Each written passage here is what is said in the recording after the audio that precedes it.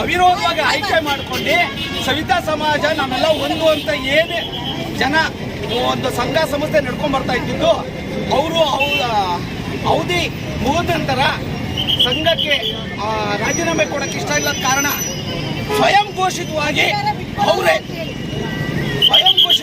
ಅಧ್ಯಕ್ಷ ಅಂದ್ಬಿಟ್ಟು 3-4 ಮನೆಯವರು ಸಂಘದ ಚಟುವಟಿಕೆಗಳನ್ನ ಹಾಳು ಮಾಡ್ತಾ ಇದ್ದಾರೆ. ಹಾಗಾಗಿ ಸಮಾಜ ಸವಿತಾ ಸಮಾಜ ನಾವೆಲ್ಲ ಒಂದು ಅನ್ನೋದು ಇದ್ರೆ ಒಂದಾಗಿ ಬದುಕಿ ಬಾಳಿ ಅಂತ ಬುದ್ಧಿ ಹೇಳಿದ್ರು.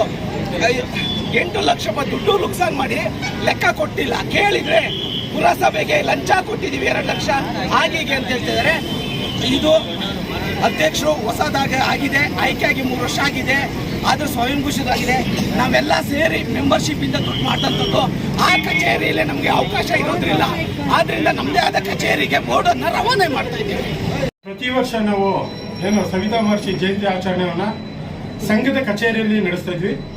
ಅದರಂತೆ ಇವತ್ತು ಕೂಡ ನಾವು ಸವಿತಾ ಮಹರ್ಷಿ ಜಯಂತಿಯನ್ನ ಸಂಘದ ಕಚೇರಿಯಲ್ಲಿ ಸರಳವಾಗಿ ಹಮ್ಮಿಕೊಂಡಿದ್ವಿ.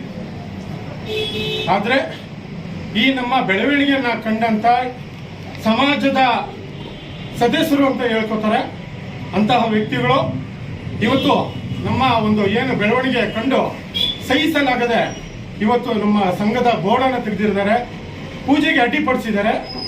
ಇವತ್ತು ಮುಖ್ಯ ಅತಿಥಿಯಾಗಿ ಬಂದಂತ ಬಿ ಶಿವರಾಮಣ್ಣವ್ರಿಗೂ ಕೂಡ ಬಹಳ ಬೇಸರವಾಗಿದೆ ಅವರ ನಡತೆ.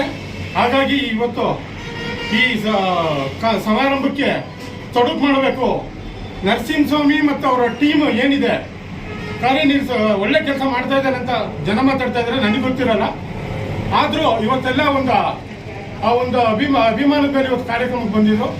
ಈ ಕಾರ್ಯಕ್ರಮಕ್ಕೆ ಬಂದಂತ ಸಂದರ್ಭದಲ್ಲಿ ಸಮಾಜಕ್ಕೆ ಸಂಘದ ಹೆಸರಿಗೆ ಕೆಟ್ಟ ಹೆಸರು ತರಬೇಕು ಅನ್ನೋದು ಪ್ರಮುಖವಾದ ಒಂದು ಕಾರಣವನ್ನು ಇಟ್ಕೊಂಡು ಇವತ್ತು ನಮ್ಮೆಲ್ಲ ಎಲ್ಲರ ಮೇಲೂ ಹಲ್ಲೆ ಮಾಡಿದ್ದಾರೆ. ಮಾನಸಿಕವಾಗಿ ನಮಗೆ ನಿಂದಿಸಿದಲ್ಲದೆ ಕೆಟ್ಟ ಶಬ್ದಗಳಿಂದ ಅವ್ಯಾಚ್ಛದ ಶಬ್ದಗಳಿಂದ ನಿಂದಿಸಿದ್ದಾರೆ.